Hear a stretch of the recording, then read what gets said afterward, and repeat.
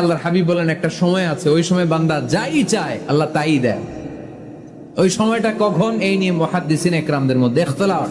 সবচেয়ে গ্রহণযোগ্য মত হচ্ছে আসরের পর থেকে শুরু করে সূর্য ডোবার আগ পর্যন্ত ওই মুহূর্তে দোয়া করবেন।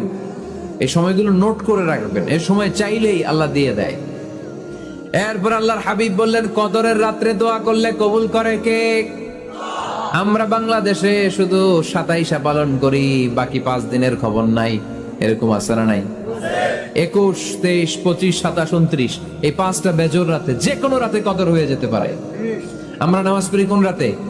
27। সারা রাত কানতে কানতে শেষ, ওদিকে কদর চলে গেছে 23 তারিখ। আছে না নাই? হতে পারে। বুদ্ধিমান মুমিনের কাজ হচ্ছে বেজর 5 রাত্রিতে, শেষ দশকের 5 বেজর রাত্রিতে এক সমান তালে ইবাদত করা, যাতে কোনো ক্রমে কদরের বরকত ছুটে না যায়। এরপর আল্লাহর হাবিব বললেন কেউ যদি কোরআন খতম করে, কোরআন খতমের পরে যে ব্যক্তি দোয়া করবে তার দোয়াটা কবুল করে কে? মান খাতামাল কোরআন ফালাহু দাওয়া মুস্তাজাবা। কোরআন খতম করার পরে দোয়া করলে আল্লাহ দোয়া কবুল করে। হজের ময়দানে দোয়া করলে কবুল করে কে? আরাফাতের ময়দানে দোয়া কবুল হয়। তাওয়াফ করা অবস্থায় দোয়া করলে কবুল হয়। জামজামের পানি খেয়ে, মা উ জামজাম লিমা শুরিবালা, যেই নিয়তে জামজামের পানি খায় ওই নিয়ত কবুল করে কে? মুজদালিফায় দোয়া আল্লাহ কবুল করেন, মাতাফে কবুল করেন, মুলতাজামে কবুল করেন। কাবা ঘরের হাজরে আসওয়াদের কর্নার, কাবা ঘরের দরজা, 2 জায়গার মাঝখানে একটা জায়গা আছে, এটার নাম মুলতাজাম। এইখানে হয় ধাক্কা ধাক্কি, সুযোগ হলে ওইখানে দাঁড়িয়ে ওইখানে টাচ করে শরীর লাগিয়ে দোয়া করবেন, কবুল করবে কে? কিন্তু সুযোগ পাওয়া যায় না। এক মাওলানা সুযোগ পাইছিল, ধাক্কা ধাক্কি করে কোন রকম গেছে, যে একটা দোয়া করছে আল্লাহর কাছে, আল্লাহ জীবনে যা দোয়া করছিলাম আর যা করবো সব কবুল করে নাও।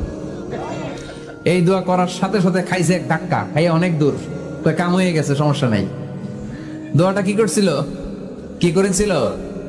আল্লাহ জীবনে যত দোয়া করেছি আর যত দোয়া করব সব তুমি কবুল করে নিও। একটা দোয়া করছে উনি। মুলতাজাম ধরে কয় দোয়া করছে? এক দোয়া। কারণ কয়টা চাবে ওখানে? আল্লাহ এটা দাও ওইটা দাও, চাওয়ার সময় আছে? ওইখানে খালি ধাক্কা ধাক্কি। এই জন্য উনি একটা চাইছে, আল্লাহ যা জীবনে চাইছিলাম আর যা চাবো সব তুমি কবুল করে নিও, এইটাই চাই, আর কিছু চাই না।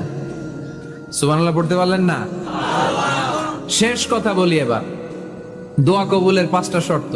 এই কথা বলে আজকের আলোচনা শেষ। সবাই এবার অনেক খুশি। কয়টা শর্ত? জোরে বলেন। কয়টা শর্ত মনে থাকবে? এই যারা বলেন দোয়া কবুল হয় না, দেখেন নিজেদের সাথে মিলে কিনা। এই 5টা শর্ত যদি পাওয়া যায়, মুহূর্তেই আপনার দোয়া আরো সে যে নক করবে। 1 নাম্বার শর্ত আকলুল হালাল, হালাল খাওয়া। কি খাওয়া? আমরা 2টাই খাই, হালালও খাই হারামও খাই। বেশি খাই কোনটা?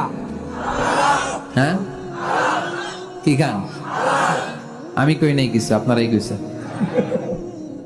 নিজের উত্তরে নিজে ধরা না। হারাম খেলে তো দোয়া কবুল হয় না। লা ইয়াদখুলুল জান্নাতা জাসাদুন গুযিয়া বিল হারাম। ওই দেহ কখনো জান্নাতে যায় না যে দেহ হারাম খেয়ে বর্ধিত হয়েছে।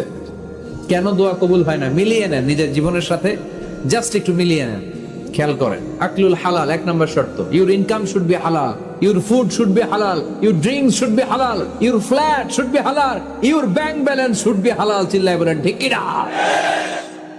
এক লোক কাবার চারপাশে শুধু দোয়া করে, ইয়া রব, ইয়া রব, ও আমার রব, তুমি আমারে মাফ করে দাও, তুমি আমারে মাফ করে দাও। এই সাহাবীর কান্নাকাটি দেখে, এই লোকের কান্নাকাটি দেখে অন্য সাহাবারা বলল, আজকের সব সওয়াব এই লোকে নিয়ে যাবে। সব সওয়াব তো আজকে উনার। এর দোয়া কবুল। আল্লাহর হাবিব বললেন, ওয়া মাতআমুহু হারাম, ও যা খায় হারাম খায়। ওয়া মাশরাবুহু হারাম, যা পান করে হারাম। মালবাসুহু হারাম, তার ড্রেস আপ এটা হারাম টাকা থেকে আসে। ফা আন্না ইউস্তাজাবু লাহু, কেমন করে আল্লাহ ওর দোয়া কবুল করবে? আল্লাহ ঠেকা পড়ছে নাকি? ইন্নাল্লাহা তাইয়্যিব লা ইয়াকবালু ইল্লা তাইয়্যিবা। আল্লাহ নিজে পবিত্র, আল্লাহ পবিত্র ছাড়া কোনো অপবিত্র জিনিস গ্রহণ করেন না। জিহাদের ময়দানে একজন সাহাবী ছিল, সর্বপ্রথম তীর মেরেছিল। নাম কে বলতে পারবে? সাদ বিন আবি ওয়াক্কাস। রাদিয়াল্লাহু তাআলা আনহু, উনি একবার আল্লাহর হাবিবকে বললেন, ইয়া রাসূলুল্লাহ, উদউ আল্লাহ আইয়াজআলানি মুস্তাজাবাদ দাওয়া। ও নবী, আপনি তো দোয়া করলে কবুল হয়, আপনি একটু আমার জন্য দোয়া করেন, আল্লাহ যেন আমারে মুস্তাজাবুদ দাওয়া বানিয়ে দেয়। কি বানিয়ে দেয়? মুস্তাজাবুদ দাওয়া মানে কি জানেন? যিনি চাইতে দেরি, কবুল হতে দেরি হয়। আল্লাহর হাবিব বললেন, ইয়া সাআদ, হে সাআদ, আতিব মাতাআমাক তাকুন মুস্তাজাবুদ দাওয়া। সাআদ, তুমি যেটা খাবে এটা হালাল খেও, হালাল খেলেই তুমি মুস্তাজাবুদ দাওয়া। সুবহানাল্লাহ পড়বেন না? আকলুল হালাল শারতুন লিকবুলিদ দুআ, দোয়া কবুলের প্রথম শর্ত। হারাম খেয়ে দোয়া করলে ওই দোয়া কখনো কবুল হবে না। 2 নাম্বার শর্ত, দোয়াটা করতে হবে একজনের কাছে, তিনি কে? চাইতে হবে একজনের কাছে, তিনি কে? মসজিদে যে আল্লাহর কাছে চাইলেন, দরবারে যে বাবার কাছে চাইলেন, দোয়া কবুল কবুল হবে? হবে? চাইতে হবে একজনের কাছে, তিনি কে? অন্য কোথাও যেন আমরা না চাই। মাজারে যে চাওয়া যায় না, মাজার জিয়ারতের জন্য যাবেন, যে সালাম দিবেন, নিজের জন্য দোয়া করবেন, কবরে শুয়ে থাকা লোকটার জন্য দোয়া করবেন, ওখানে কিছু চাওয়া যাবে? চাইবেন কার কাছে? 2টা গেল শর্ত। 3 নাম্বার, ইয়াকিন থাকতে হবে যে আমার দোয়াটা কবুল হচ্ছে।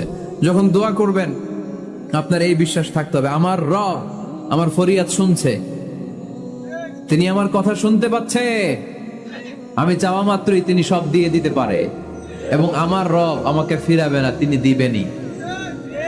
এরকম ইয়াকিন থাকতে হবে। উদউ